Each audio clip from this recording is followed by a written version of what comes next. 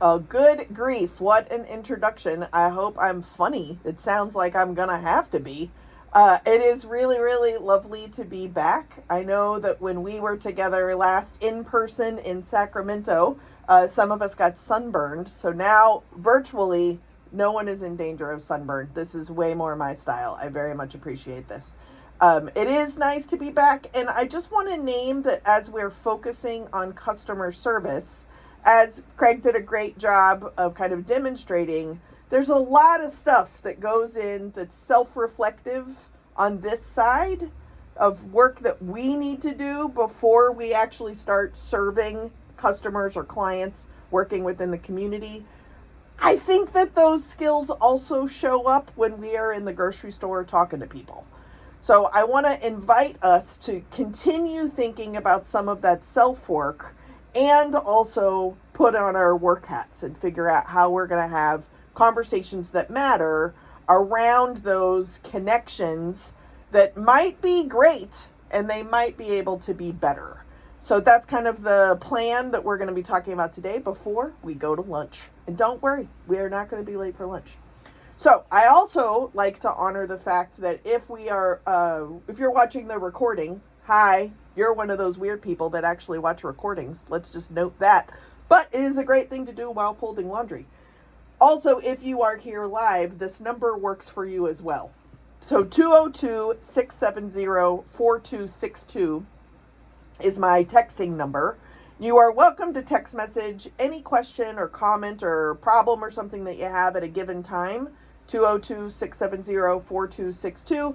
I want to be available when you need me, and I don't necessarily know when you're going to need me, and that works whether you're here right now or you're watching the recording. So I want to make sure that you have the number so that you can interact as you need, because we often have conversations that we hang in, but they kind of go AWOL. It's usually based on the person or the topic that we will stay in that conversation. We also have conversations that we opt out very, very early, maybe even before they even start. And so as we are thinking about making better connections as time proceeds, I want you to be able to reach out and ask me how I can support you or how I can better prepare you for conversations that really matter so that you can make better connections. So again, the number is 202-670-4262. Now, some of you may remember when we were working together in Sacramento, and some of you may not. So this is probably the most popular slide I use for people to take screenshots. So you're welcome to take a screenshot of this.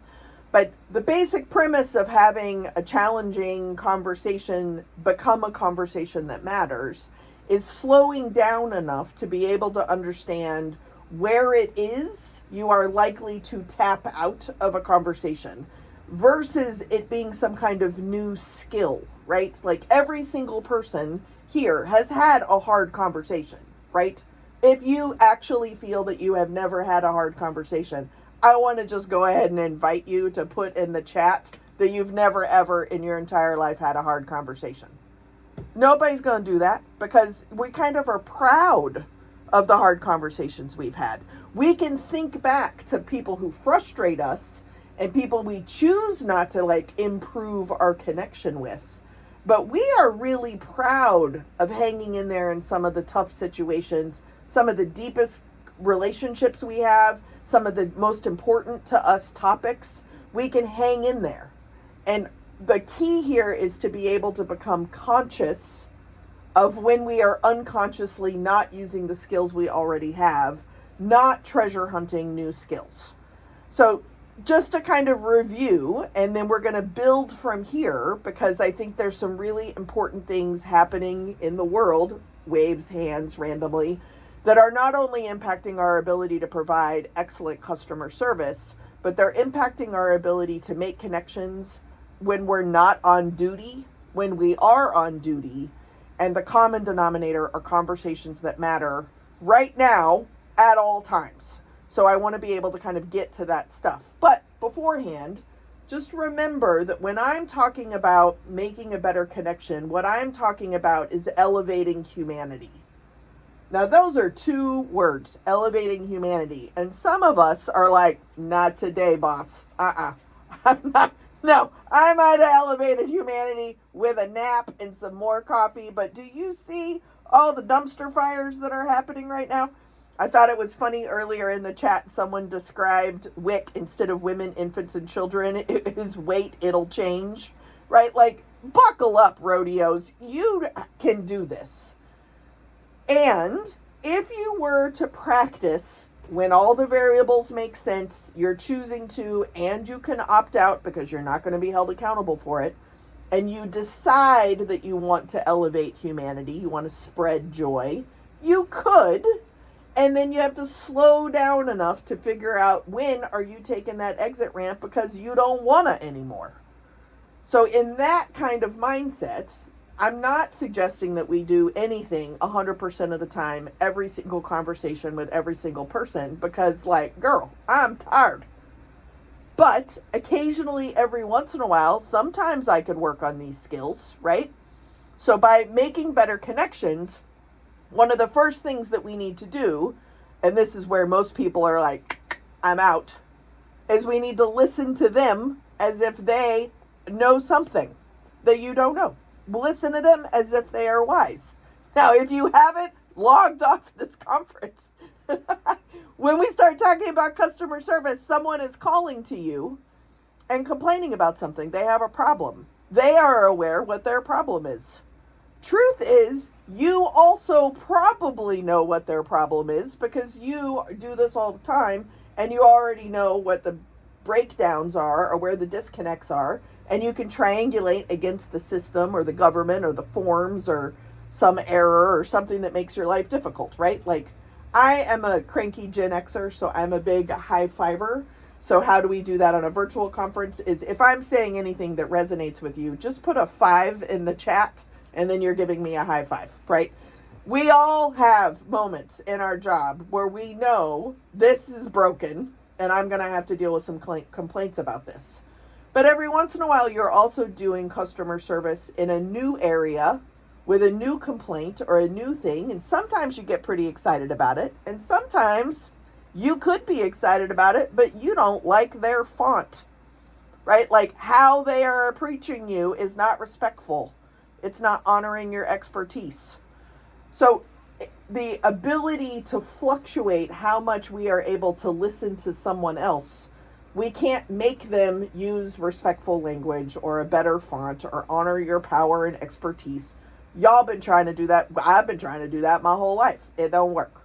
But what I can do is pay attention to when is it easier for me to like actually lean in and be curious, and when am I backing off because I don't want to. That's the kind of lever of being conscious that I'm working with here. They know what kind of day they've had. They know what kind of problem they have. They don't know all the information you do, and you may or may not be able to fix their problem. Can you listen to them as if they know something? Now, some of us immediately come up with people where we're like, no, I can't listen to them like they know nothing. So I like to use the example of a frittata. Yeah, a frittata. That was probably not on your bingo card today. I don't know how to cook. And a frittata is basically a one-pot casserole made with leftovers. P.S. Also, potatoes work, and you can make a casserole with leftovers. It's pretty hard to screw up a frittata. So it sounds fancy. It sounds super sexy. Not that any of us can afford eggs right now. But the person who annoys me the most, I just say, I wonder if they know a frittata recipe that I do not know. Now, the truth is that I don't know if they know a frittata recipe that I do not know, but I can be curious, right? So when I was in Sacramento, one of the things that I talked about at that conference, your takeaway homework assignments that some of you may have done or remember, is can you ask more questions that you don't know the answers to? Most of us talk to other human beings in a very transactional manner. We don't ask questions we don't know the answers to because then we would be like connecting. See above, title of speech, conversations that matter, better connections. Right. How you do that is you start off by asking questions that you do not know the answers to. You're going to lean in and be a little more curious than just asking things and you're not even listening for the answers. So that's a really important piece because that's where most of us just kind of opt out. Then we can be intentional about what we're trying to say, how we're trying to say it. We can be responsible for what it is that we're emailing or texting or saying. And when I say responsible, you may remember this, I mean 100% responsible. Some of y'all are like, no, I'm only 50% responsible. You're just outing yourself as going to marriage therapy because that's how marriage therapists have that's how they have job security, right? Is that they tell each person that you're only 50% responsible. I'm asking you to elevate humanity. And so every once in a while, can you prepare what you are trying to say in a manner in which you can be 100% responsible for it? 100% responsible. So that no matter what it is that happens, or maybe you get feedback or a response back, you're going to be way less defensive because you were 100% responsible to begin with. Can we do this? Can we do this 100% of the time? No. We have like Netflix to watch and like stuff that no. But can we do it occasionally every once in a while, or at least become conscious of not being 100% responsible, or when we're actually working on something enough that we want to be 100% responsible? This is usually where your draft emails get mentioned, right? Like this is a Beetlejuice moment. If I say draft emails, if I say it a third time, what if they automatically send? The reason why that makes us all pucker is because our draft emails, unless sanctioned by HR, we are wordsmithing that, trying to make sure that we can be right and make them wrong, or we can win and make them lose. And until we know for sure, 100%, that we are going to win and be right here, we don't send the email. But if we're elevating humanity through better connections, the idea here is that we would be 100% responsible and curious, not trying to win or make them lose. So if you go back and think about a customer service, I'm using air quotes, but a customer service exchange that went badly. Can y'all think of one? Chances are you thought of 36 and you're trying to figure out the worst of the 36 because you survived that. And this is what we did, right? For me, my head starts wiggling and I start getting very excited because I won that conversation. If we know when those are happening, can we also know when we hung in there? We didn't know where it was going, but like, I'm going to advocate for this particular scenario and I'm going to make it better. I'm going to leave it better, even if I can't solve their problem. But I'm 100% present and I'm going to try my very best. Even if we lose, we're going to lose together. It's that level of responsibility for our engagement that would make a conversation matter more than just being transactional. Then from that place, you can actually make the conversation meaningful and you can figure out what the meaning of this interaction actually is. And then we get to like identify whether they are better, neutral, or worse from our engagement. Now, the fun fact about recognizing the impact of a conversation is that it's deeply rooted in all of our collective Olympic skills of making judgments and assumptions. I am assuming some of y'all have probably heard that we are never, ever supposed to make judgments and assumptions, right? Like what happens when we assume? This is a spelling quiz, so some of you are like, spelling. But we often are told we're not allowed to make assumptions because it's bad. But the truth is we make judgments and assumptions to feel prepared and to feel safe. Right? Craig talked about the importance of preparation. That's going to come up again as well. So we decide, what clothing are we going to wear? What language are we going to use? Is this a safe topic to bring up? Can I ask this question? We decide in advance who and how we need to be in order to engage with the person that is in front of us that we technically know nothing about. But because of our overscheduled time and lack of resources, understaffing, hiring freezes, none of us are getting paid enough. Because of those things, we very quickly sort through how our lived experience has taught us. And then we make a quick judgment and assumption and determine what it is we can do in this moment. And then in that font, with that posture, we say hello. We make judgments and assumptions so we can feel safe and so that we can feel prepared. I don't think there's anything wrong with that. The way to make it a little better is to recognize the patterns that we've learned from our lived experience that make us feel safe and prepared. Then those patterns make us feel safe and prepared, but that does not mean we are accurate. Now, I did not have the audacity to say that we are wrong. I am not saying we are wrong. Yes, we're likely wrong.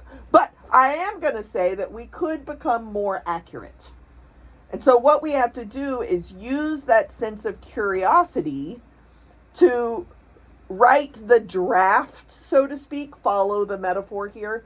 We're going to write a metaphorical draft, but we're going to give it out to our editors.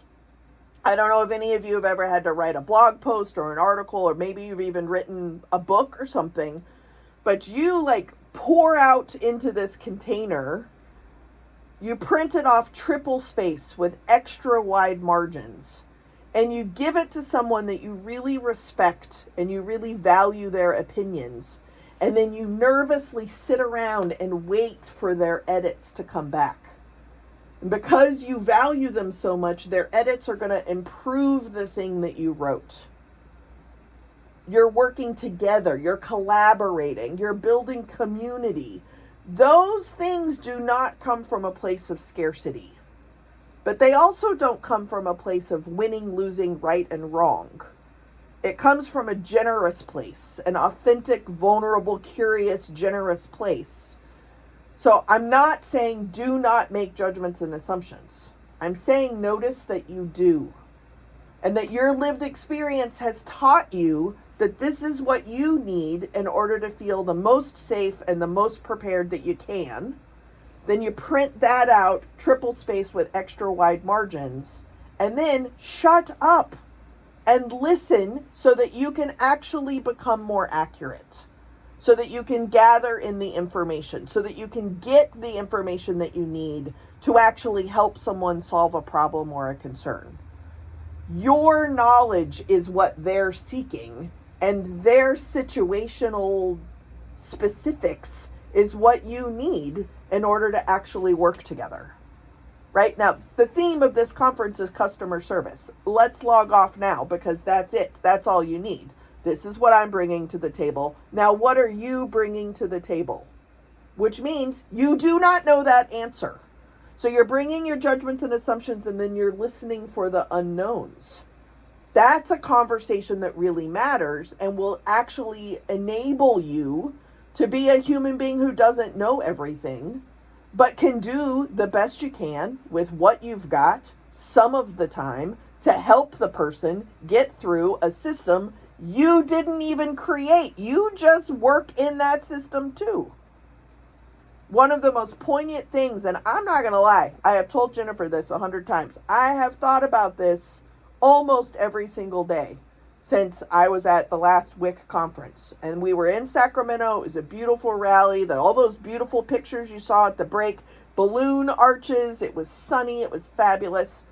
And then we get back to the hotel, and there was some kind of moment I had that we were celebrating the 50 years of the hard work that you are doing with the people who have the resources to solve that problem in a minute, maybe even under a minute. But instead, we're celebrating the problem not being solved for 50 years on your backs of exhausted, burnt out, underpaid labor. And you're doing this work because you love it. and because it's so desperately needed. That is a complicated set of truths.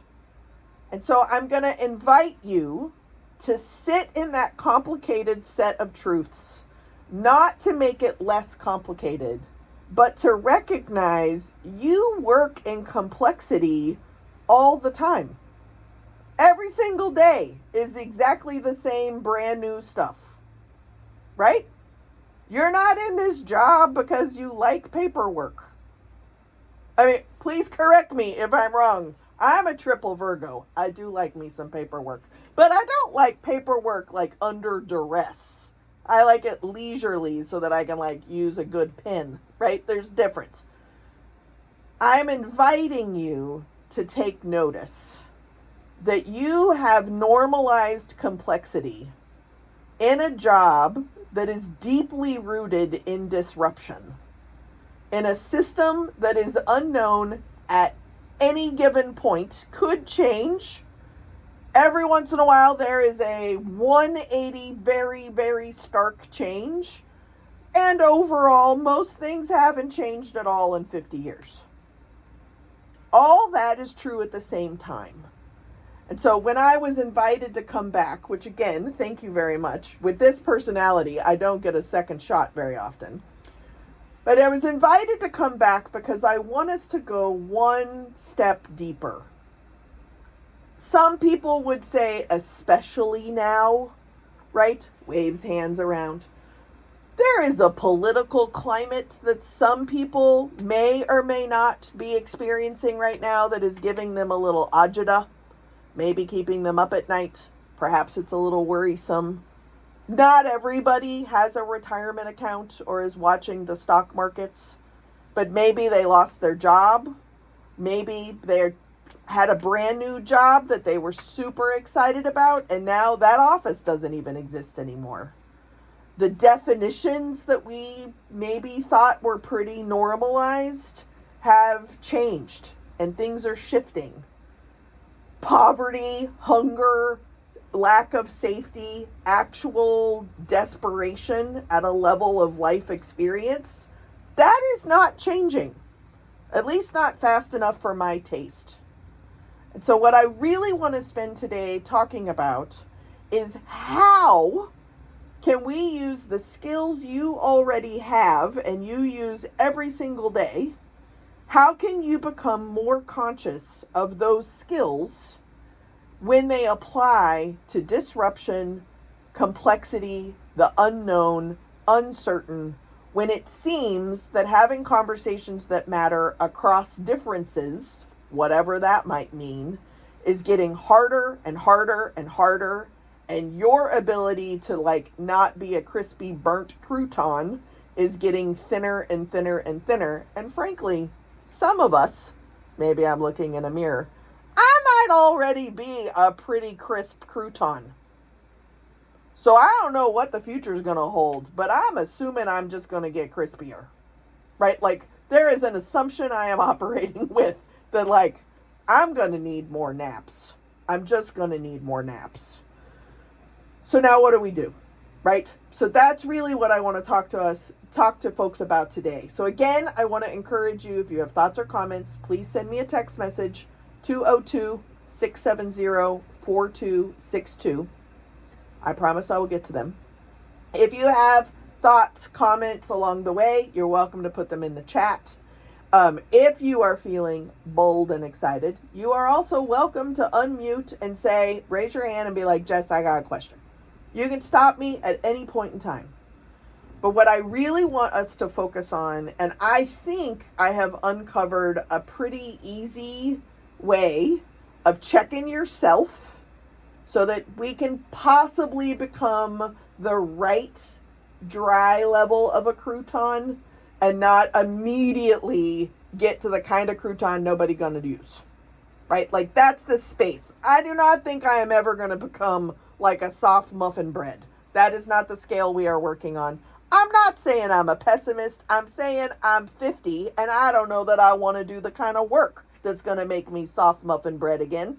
So let's just work with tolerable crouton level, right? Let's be a little realistic. I'm probably only going to do this work some of the time anyway. So now what can we do with the skills that we already have? We're very good at making judgments and assumptions.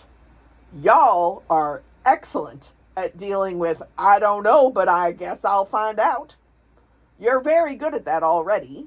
You're super good at like, well, that didn't work. Let's find something else. You are scrappy and resourceful because it is inside of Asterix's other duties assigned. So right now, I think that there is a very easy kind of this team or this team happening. When I say that, most of us immediately fill in who this team is and who this team is. But inside your team is also a this team and a this team. So I want to give you kind of a way of thinking when you're about to engage with someone so that you can check yourself and continue that self-work that Craig was talking about and help you be prepared when you're getting ready to talk to somebody else. I want us to talk about how to respond versus react. There is a difference. And you need to become more conscious of when you are reacting. When I am reacting out of habit, because my life taught me that this is what you gonna do, versus consciously responding because this is what needs to be done. Do you see the difference between those two? And frankly, I think the hardest part is that I'm going to challenge us to be able to recognize a problem that we don't experience as a problem. I'm going to say that again. I want you to be able to recognize a problem that you don't experience as a problem. Most of my clients and most of the organizations I work with, there is somebody who has told some powerful leader person with all the resources, hey, heads up, I don't know what it means, but there's something going on in the mailroom. Heads up. Well, that leader person with all those resources probably don't even know where the mailroom is. Certainly isn't experiencing that problem and will dismiss it until there is quantifiable evidence that is so big it is trickled up to their level to experience it. Now, whether I'm talking about like the air conditioner is broken, or I'm talking about racism, or I'm talking about the lack of resources or the disruption in distribution systems, if people don't experience it themselves, it's a lot easier to dismiss it as a problem. So no matter how prepared you are and how good you are at slowing down enough to respond versus react, none of this matters unless you can recognize a problem you do not experience. And after spending time with y'all, I'm going to say this is also an other duties assigned asterisk situation, because most of you, maybe some of you may have experienced the people that you work with. You may have experienced it. Maybe some of you are still experiencing what it means to have uncertainty in your actual ability to have housing, provide safety, eat well, nutritious food. It is possible that some of you are experiencing that on a regular basis. But some of y'all do not experience that on a regular basis. Maybe you did at one point, but you don't now. But obviously it is still a problem. Otherwise, you wouldn't have job security. And personally, like me, I think we are working towards our unemployment. Wouldn't it be great if our jobs were not needed anymore? Wouldn't that be wonderful? And in the meantime, let's do the best work we can, right? So if this is the foundation of better connections or conversations that matter, how can we build from here so that we can check ourselves when our own lives are being disrupted, when the level of uncertainty or unknown that we are dealing with is a little out of our comfort zone? And by a little, for some of us, I mean way outside of my comfort zone. And the complexity that I might be able to navigate on a regular basis, excuse me, it's not this level of complexity. It's not, I don't even, there's so many things right now that are more complex and being utilized that are making my head freeze than I possibly could have imagined all at one time. So I want to slow down enough to be able to figure out how am I meaning Jess, how am I going to continue navigating it when I know disruption and complexity is something that happens every single day. I can prepare for that. I can actually slow down and become conscious enough of what I'm unconscious of to respond instead of just knee-jerk react out of habits that my life have taught me that this is a thing to do. I don't know if it works. I want you to take a second and think about how many times, me included, have reacted because that's what we've always done. And it never worked those other times either. But here we are doing it again. We're going to try it again because it's the only thing we know how to do. How can we become conscious of that and choose to do something different so that we can respond, so that the real work of recognizing problems that we don't experience can still be problems? That's what we're going to talk about today. So first up is the concept of shareholder. Now, some of us may already have a definition of this. Thanks to Milton Friedman, we talk about the free market economy, and we can talk about stock and shareholders of privately or publicly owned companies. But I want us to think about shareholders. I want you to think about when you move into what I would call mama bear mode, right? So the scope is gotten very small. You are really, really focusing on your stuff and you are prioritizing your priorities. There are all different kinds of times where we will do this. We will focus on kind of the wrong end of a telescope. It's going to get really tight, and that's what you're going to care about. And I find when I work with first responders, police, fire, nurse, social workers, probation officers, when I work with folks that are in a environment where vicarious trauma is a Wednesday, this just becomes normal. You're going to skinny in your focus. Now, an actual shareholder has taken risk. They have looked at their resources, they've taken inventory, they have invested a certain amount of their resources with the expectation of getting more back, a return on that investment. That's actually what a shareholder is. And there are times where this isn't about stocks necessarily, but there are times where, like, I check into a hotel and maybe I've been on the road for a long time, and so I give the person as I'm checking in $20. I might get upgraded. I might not get upgraded, but if I do get upgraded, I'm probably going to like that room a lot better. Maybe I have a virtual conference and I know I'm going to need like a little office portion, right? So I'm going to invest my resources and hope I get something better. That's what a shareholder is doing. When I do not have children, you are welcome, but I do know my parenting friends, when somebody does something that threatens their children, their scope gets very narrow. And they are thinking about their kids and their kids' benefits. And I don't necessarily think that's wrong. I think it's really important for us to remember and possibly empathize when people are focusing on a smaller circle than when we're not focusing on that smaller circle, it looks like a bigger circle. When you start engaging with people, it is very illuminating to put people in one of these teams. Small circle, big circle.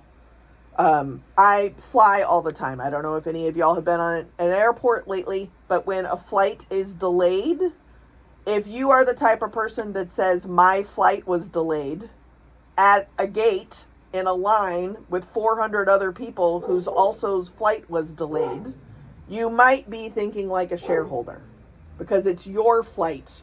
It was your trip versus our flight. Do you see that shift? So when we shift from shareholder to stakeholder, we're looking through the end of the telescope that most of us typically look at.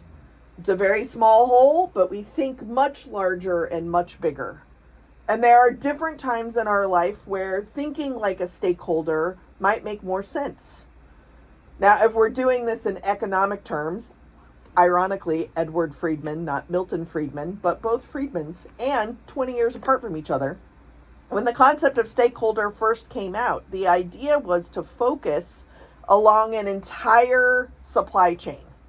I recognize this might be kind of boring, but just work with me because it's a great metaphor for how we're going to navigate the public. An entire supply chain. Let's take something like a Post-it note. This Post-it note at some point in time grew out of the planet. Some of y'all going to need a second to understand what I'm talking about. This is made of paper, which at one point in time was a living tree. Have we gotten there? Can I get some fives in the chat? We're here. This is a tree. So if we're going to go from the supply chain, where did this tree grow up?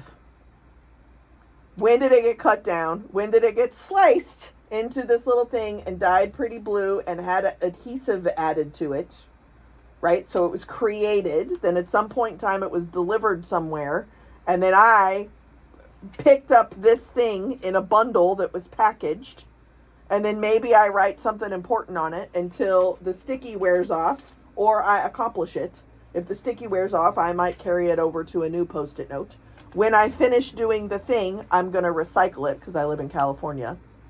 And then when I recycle it, it's going to go back to some place where hopefully it will decompose back into the earth, depending on what kind of plastic container I put it in when I recycle it. That is what I mean by supply chain. And if you're thinking about from a stakeholder place, you might be thinking about the entire supply chain.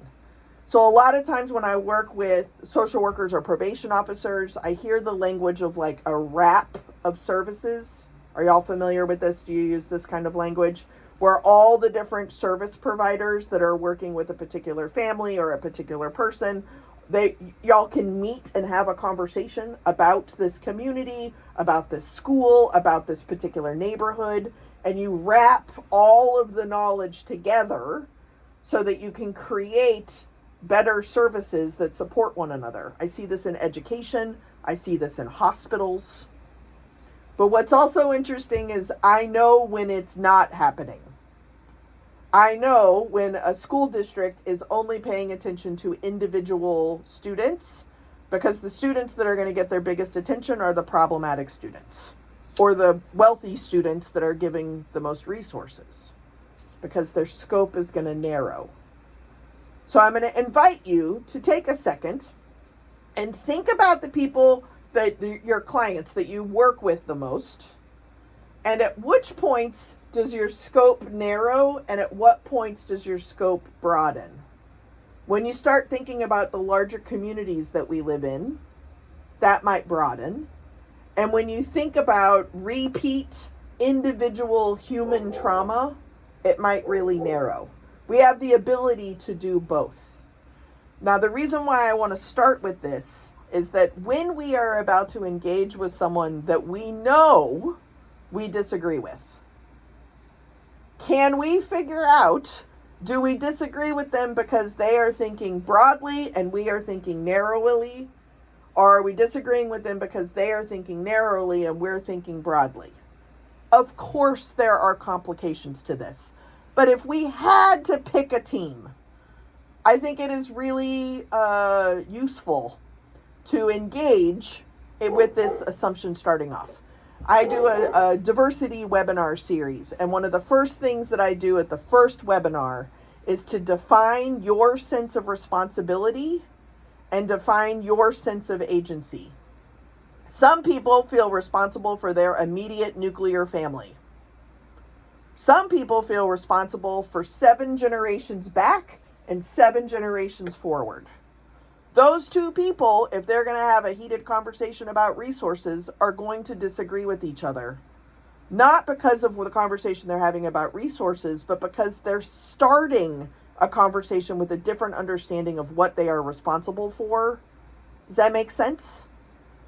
And whether I'm talking about politics, religion, actual resources, government funding, state or federal, or I'm talking about Post-it notes, I want to challenge you to figure out if you are entering the conversation narrowly or broadly.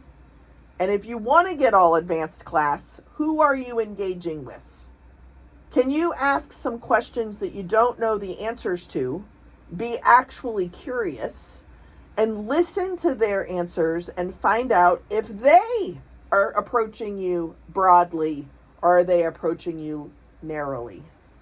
You then have the resources and the skills to adjust your own way of communicating so that it's in line with their own way of seeing the world in that given moment. Most of us do not have conversations with a lot of people who are not in crisis. I think that is kind of an interesting statement. I was reflecting on this in a therapy session recently, and I say that I don't have a lot of friends. Now, y'all have been talking to me for about half an hour. You're pretty aware why I don't have any friends. But I'm self-employed. I don't have coworkers. But I'm on Zoom all day long. But these conversations, I'm usually talking to somebody in crisis with a problem that I have to help. I want to talk to somebody about why the movie The Notebook never showed up on my radar, and Facebook started talking to me about it last week. So I finally watched this movie. Have y'all watched this movie, The Notebook? I did not know that I needed a good cry. Sure did. Cried the entire way through it. If I keep talking about it, I'm going to start crying again. I am a giant queer person who has no idea who that's not Ryan Reynolds. What's that guy's name? Gosling? Is that his name? I'm not even attracted to men. Hello? How are you doing, sir? Anyway, The Notebook. I would like to have a conversation with someone because I have some real life questions going on right now. But nobody will talk to me about that. I have to talk to people about how to have conversations that matter at work. Ideally, about customer service. So inside of a world where I'm talking to people all day long, I'm not talking with people in the way that I want to be. Because I'm coming at this from a very broad place, generally speaking. And most of the conversations I'm being paid to have are very narrow. They're very specific to very specific industry, very specific situations, doing crisis consulting. That's basically what I do. But this is a good framework to think about. Are you thinking about shareholders or are you thinking about stakeholders? And when you're about to engage with someone, it's going to be a pretty heated disconnect if you are entering that conversation at different places. But you have access to resources and education and training to where you can adjust to where they are at. Which is what we do in customer service when we have to kind of regulate the situation and they begin to have a conversation. When we start talking about conflict styles, we often talk about this as direct communication versus indirect communication. Is this an emotionally restrained conversation? Is this an emotionally expressive conversation? When we start talking about preparation, you need to be able to communicate in all of those areas, right?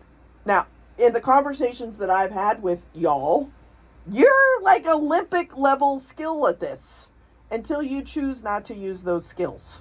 And then you just opt out like everybody else because you're actually a human being. So just out of curiosity, and put this in the chat, I'm curious, do you think that you show up not at work, but at the grocery store?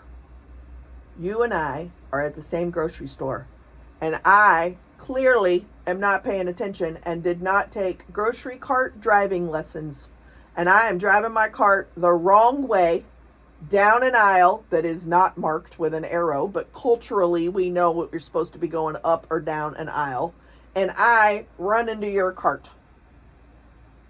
We have had a grocery cart accident. How are you going to approach me? Are you going to approach me in a very narrow way? Or are you going to approach me in a very broad way? Go ahead, put it in the chat. There's no wrong answer. It's just how you doing. Some of us is going to be like, it depends. How busy is a grocery store? This grocery store is slammed. You had to wait 10 minutes to get a parking space. How you going to do?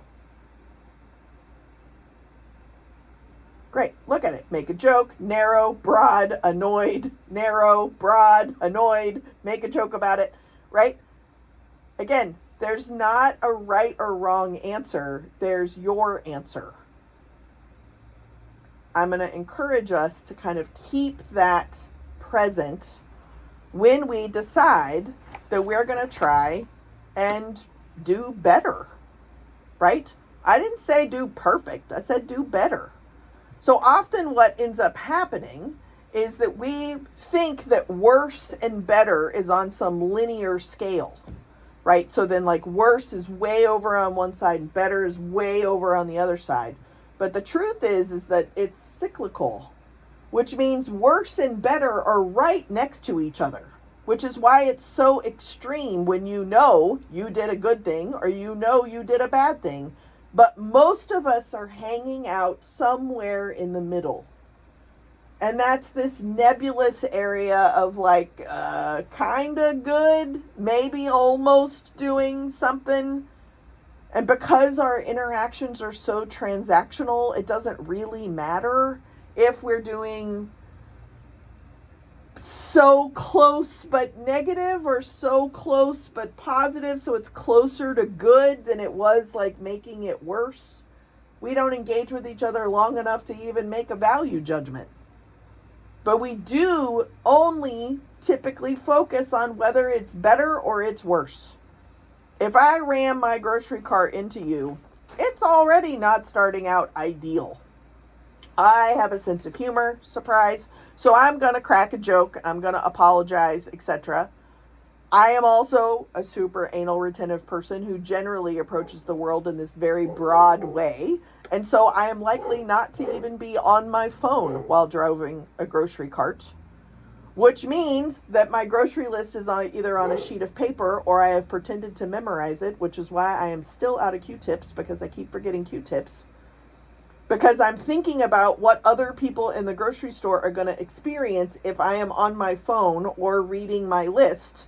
So I'm thinking about other people's grocery shopping experience while I am preparing for my grocery shop experience. Now, again, I'm not a therapist. And some people are going to say that this is people pleasing. Maybe it's people pleasing. Maybe it's not. But that's how I grocery shop.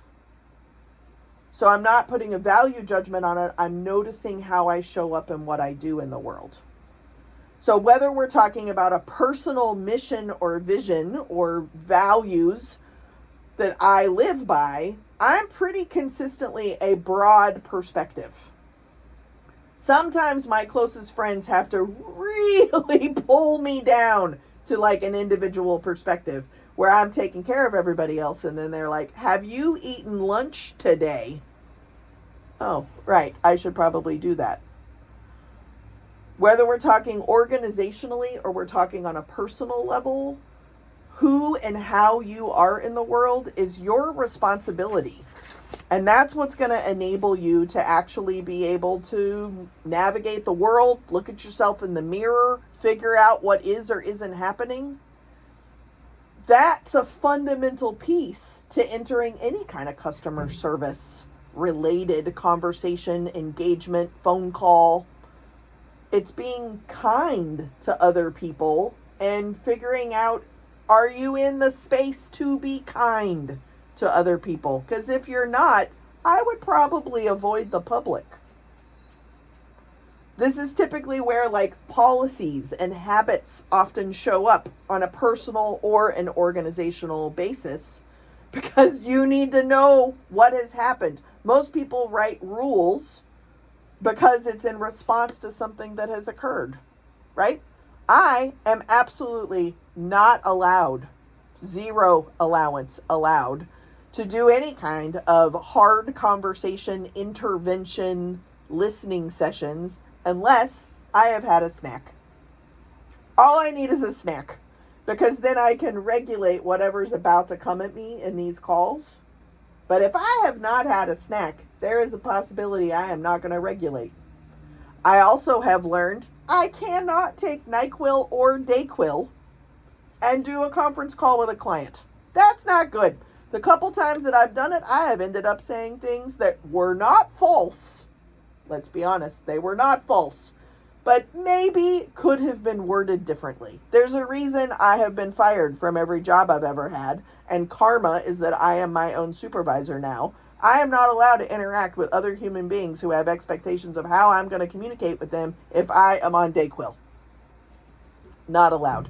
DayQuil does enable me to breathe, but I now have a policy that if I have taken DayQuil, I do not have that meeting. I cancel the meeting. I can breathe, but I am not having that meeting. It's too high a stakes. So I'm going to ask you to think about your own policies and habits. Again, we could be talking about work, but I'm talking about you as a human being. What do you need? If you know that you are not feeling well, then do something. When I logged in early this morning, I told Jennifer, I was like, can you please remind me exactly when am I talking and when am I supposed to shut up? And she told me. Now there's a part of me that like, oh, she's going to think I'm all disorganized. No, she knows I'm organized. But yesterday I had a migraine and I forgot. And I lost Monday. So today's evidently Tuesday. Didn't see that coming because I slept all day yesterday. I went from Sunday to Tuesday. But I also have a responsibility. So then it is now a habit of accepting that I am not perfect. Please do not remind me of this later.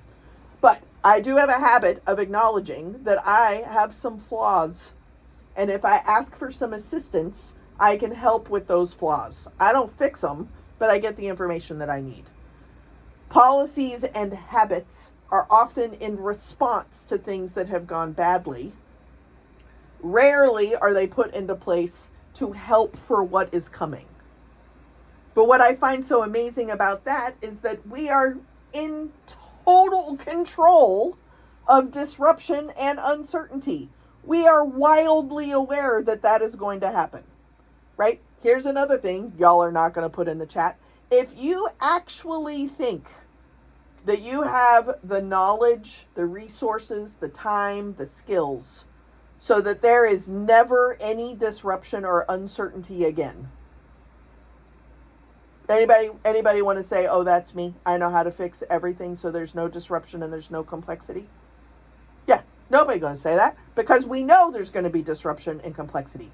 Now, a lot of people make a lot of money trying to fix the disruption and complexity, or at least like to become certain, right? We think we can unravel uncertainty enough so that we have known knowns.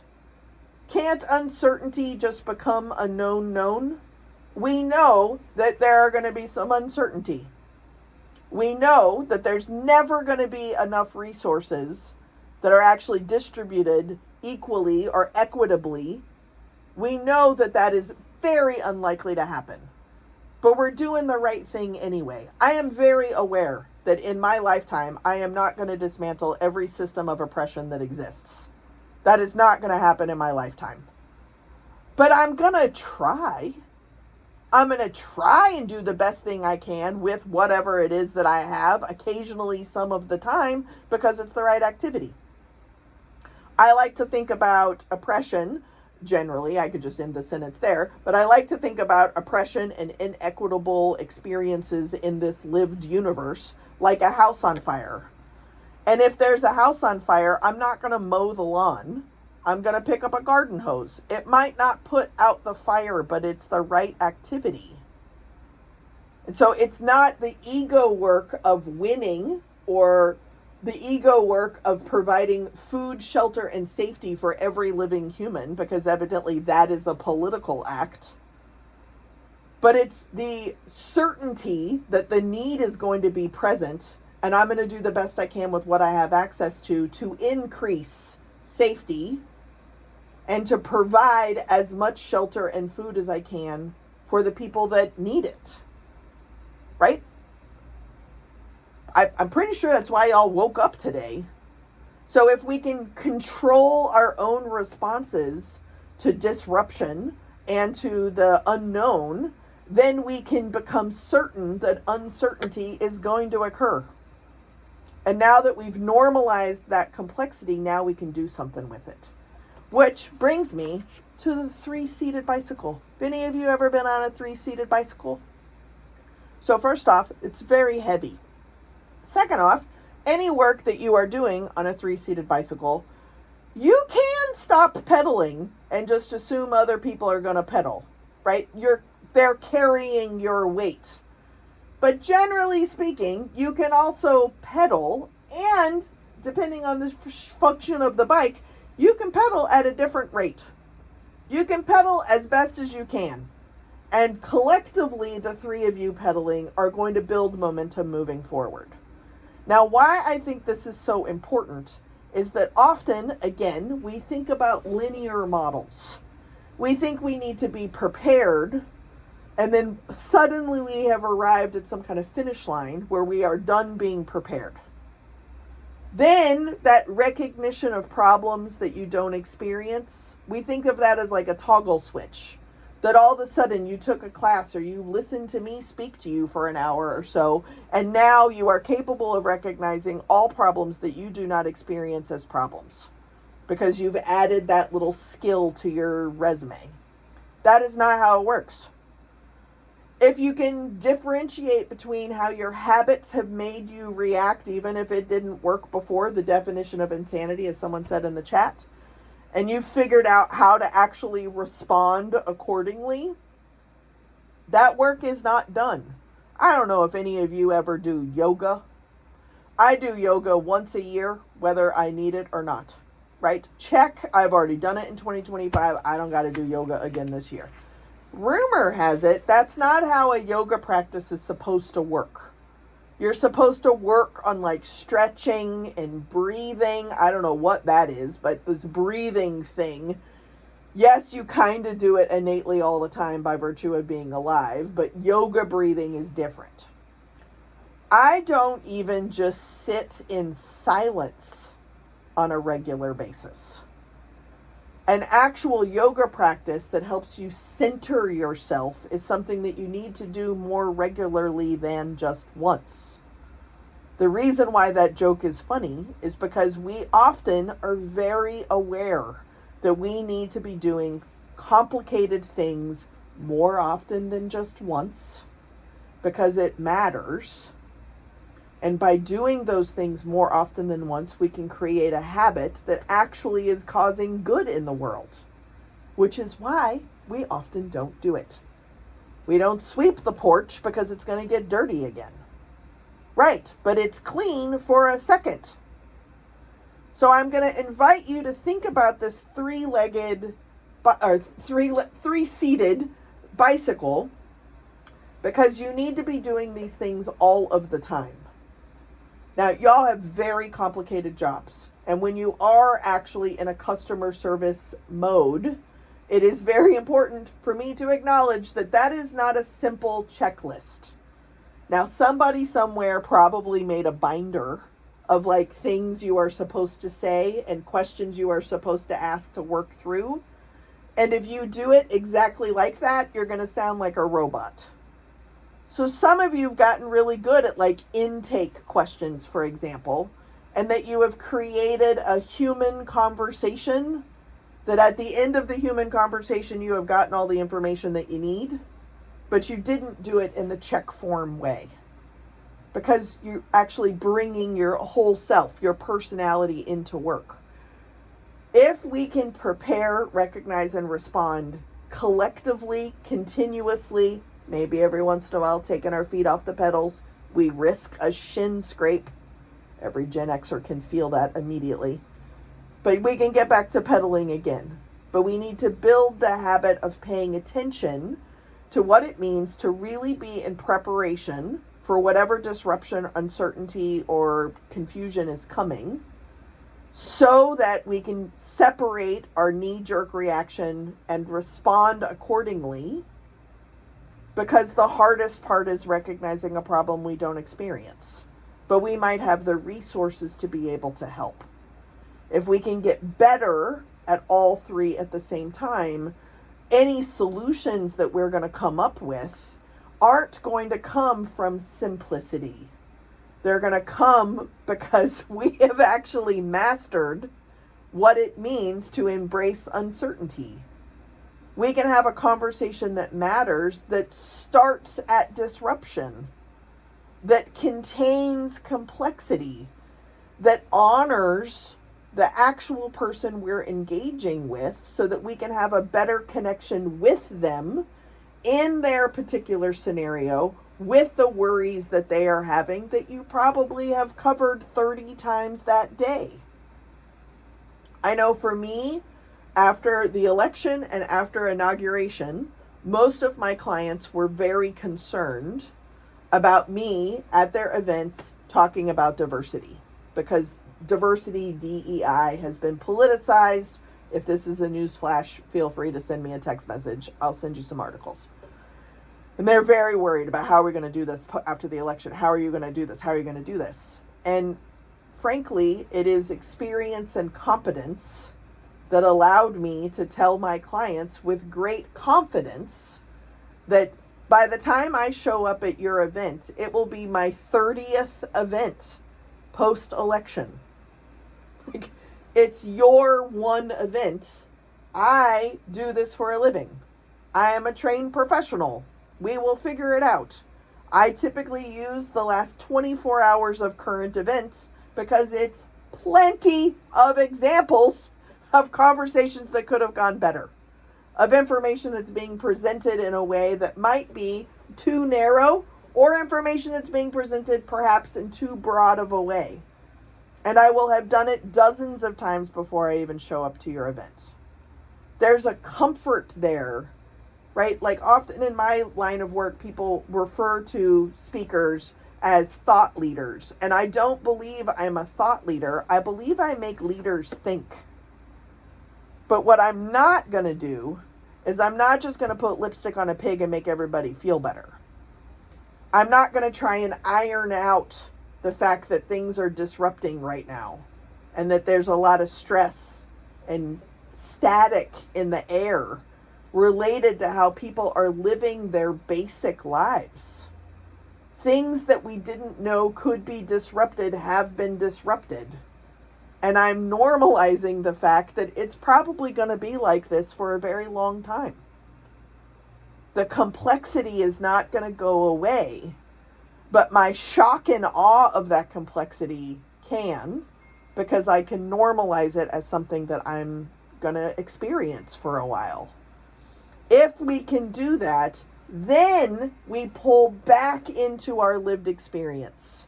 We can tap back into our judgments and assumptions, and we can understand who and how we want to be in the world, because our life has taught us who and how we want to be in the world. And then that's what we're going to work with. Is it perfect? Probably not. But is it picking up a garden hose during a house fire? Yeah. It's better than mowing the lawn and pretending it's not happening. So again, feel free to text message me at 202-670-4262. If you have any thoughts or comments, you're welcome to put them in the chat. You can unmute and ask them out loud if you dare. Before we get to a parable that I want to be able to share with you that I think will help you as you are navigating the disruption and complexity that is y'all's typical Tuesday. This is not new. You're just going to have more Tuesdays if you're lucky. So, any thoughts or comments or questions or anything? I don't see any in the chat just yet. How are we doing out there? Can I get some high fives if we're doing good? Are we alive? Oh, I'm getting physical high fives. Hi. Excellent. Yeah, go for it. How can I help you?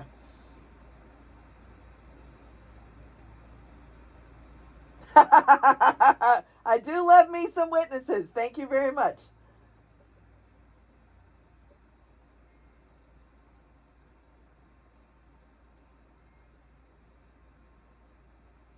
Mm-hmm.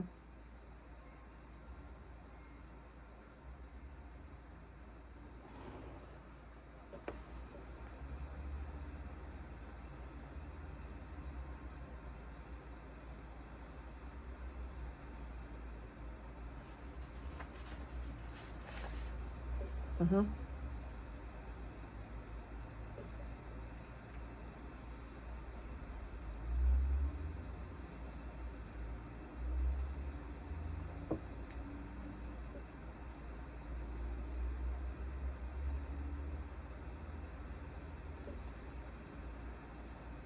Mm-hmm.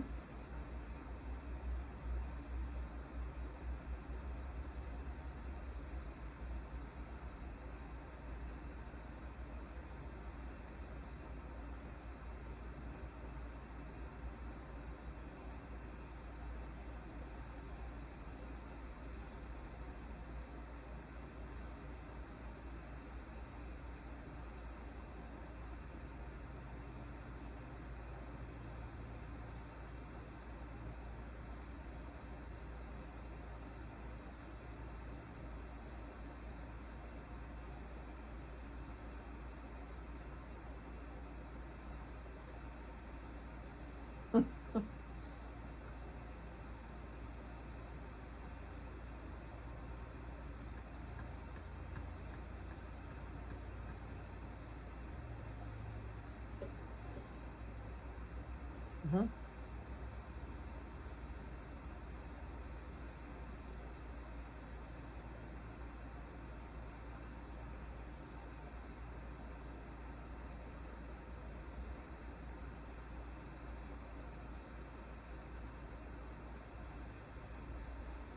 100%.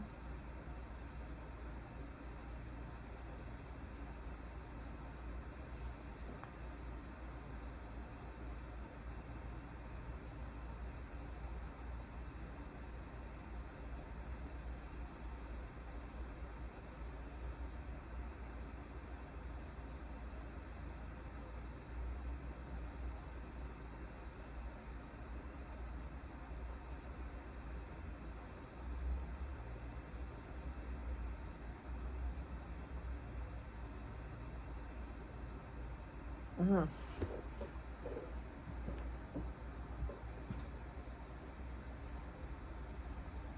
Right.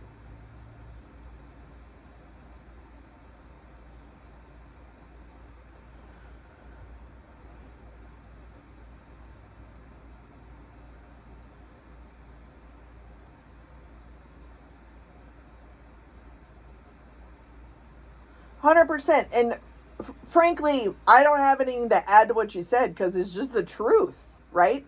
If as I've been talking to people specifically about the ideology that is guiding federal decisions currently, right? I'm not calling that politics. We are at ideology level in my mind. I'm going to invite, and I'm getting ready to talk about politics, so everyone calm down. At first, I'm going to come for the liberals, then I'll come for the conservatives. So, fellow Pinko Commie liberals, you don't have to raise your hand. I know you're here because I'm here. I just want us to remember that when Obama was president, a lot of us thought he was really moderate. A lot of us were disappointed that he wasn't more progressive. I just want us to remember that. Some of us are like, I'm struggling to remember that, but it's true, right? And we didn't honor the context that he was having to navigate as president. And now it's a lot easier to honor that context. So, Pinko Commie liberals like me, I just want us to remember because we have forgotten. I also want us to pay attention to when we started talking about Project 2025, and I did a huge project on Project 2025 just to like demystify what each chapter says. If you're interested, you can go to jesspettit.com/project-2025. I have a video for all 32 chapters. The Heritage Foundation wrote its first mandate for leadership in the 70s in response to Carter. Every Democratic president, the Heritage Foundation has been laser focused on its ideology. And it has taken 50 plus years for general population to hear about Project 2025, which is this latest iteration of the mandate for leadership that is focusing on a conservative ideology that we are now seeing rolling out. I am bringing that because I think it is incredibly important to understand that what we didn't see coming, regardless of our political stance or lack thereof, some people do not do politics. I do not do sports ball, right? Evidently, sports things happen and people can have very heated conversations about the sports, right? I did one of those fantasy league pyramid things. Is that what it's called? For college basketball. I chose all of the teams that were blue. I don't know. Maybe I might have made deviated based on mascot choice. I have no idea what I'm talking about. You were going to be surprised. I did not get very far. I'm inviting us to recognize that, like, none of the problems that you are dealing with right now are going to get solved in your lifetime, regardless of who is your mayor, who is your city supervisor, your county supervisor, the governor of this state, or is president of the United States. None of these problems are going to get solved because somebody is making money off of them. And as long as that is happening, we all have job security. Now, within that, what can we do? Does that make sense? We are all garden hoses in the face of a house fire. So can we do the best we can with what we have with the garden hose we have access to? I saw in the chat earlier, somebody was talking about good for you for like setting personal boundaries. So I'm going to use that as I want to leave you with this story. So my grandfather told me this story when I was a little kid. I'm going to say I was 10 and I was driving the tractor like a good Texas girl, right? We're sitting on the fence post. We're both smoking because, again, it was the 80s. And my grandfather told me this story, and I don't think I understood the meaning of the story until it resurfaced this year. So I want to tell you the story, and then I want you to pay attention, and I want you to keep this story with you as we wrap up today and you head off to lunch. So the story is about a group of weary travelers. Perhaps you could project and try to imagine what feeling like a weary, burnt out crouton. A group of burnt out croutons. They've been traveling. They are exhausted in their bones. And at some point in time along the journey, they run across someone who welcomes them into their home and offers them soup, nourishment.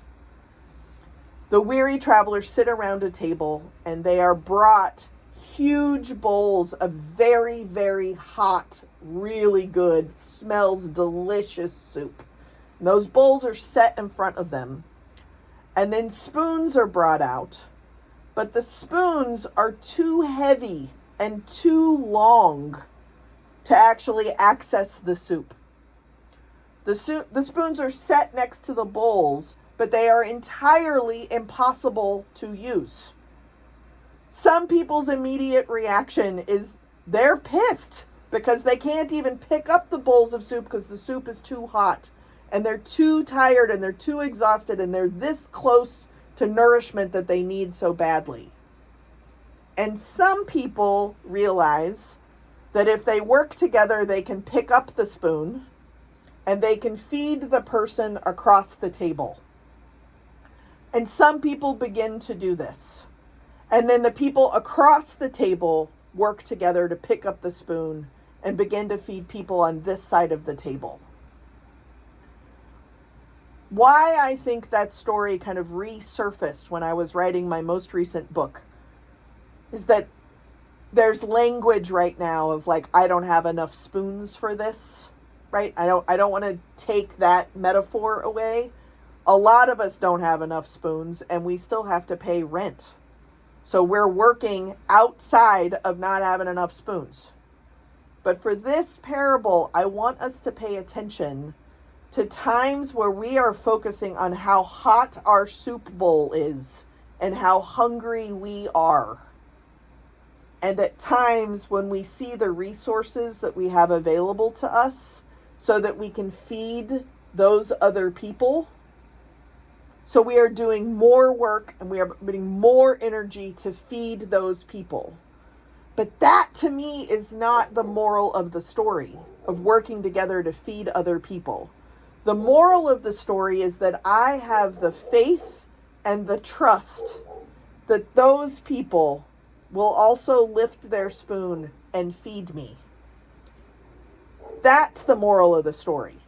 And the unfortunate thing is that I don't have control of what other people can do, but I can certainly role model what those options are if I am bringing the broadest perspective forward.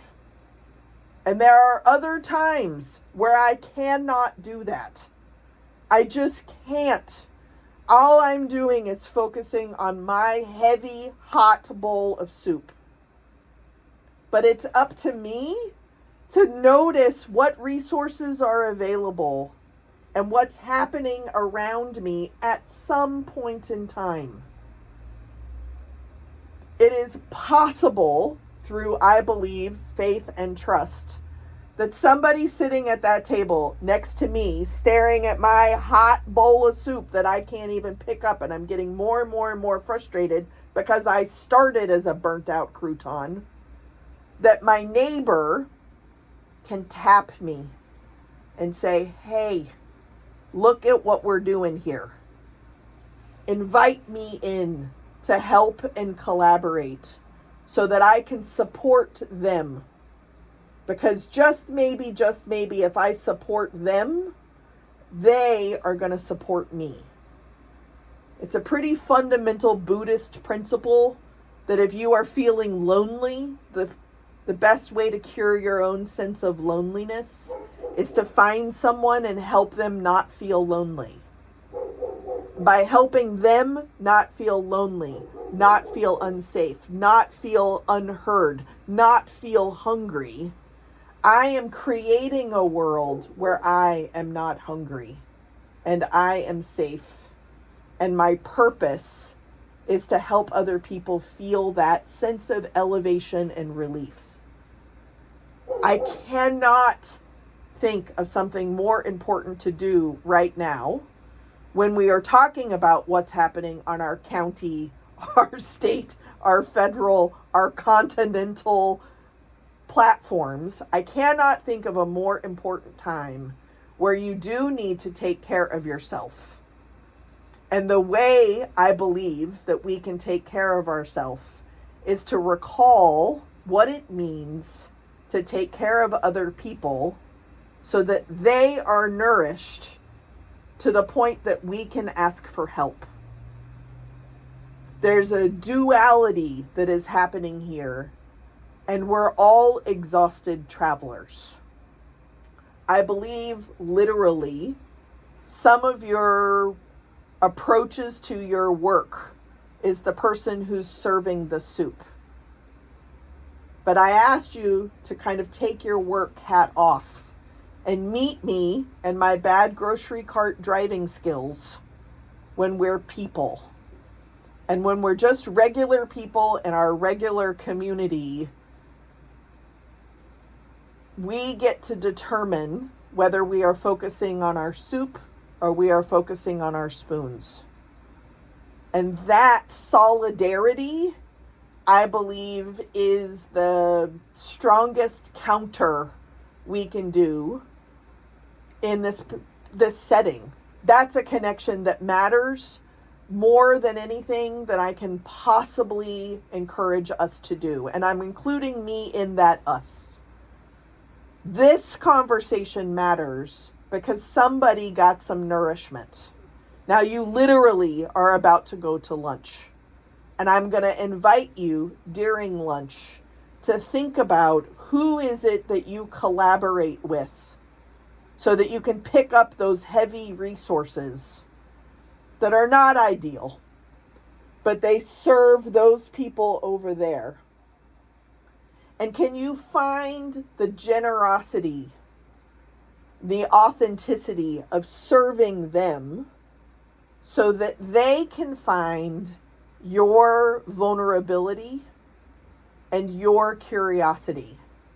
And if we can meet, if that solidarity can form there around a table, we're going to have conversations that matter and better connections as we move through this disruptive, uncertain, unknown time.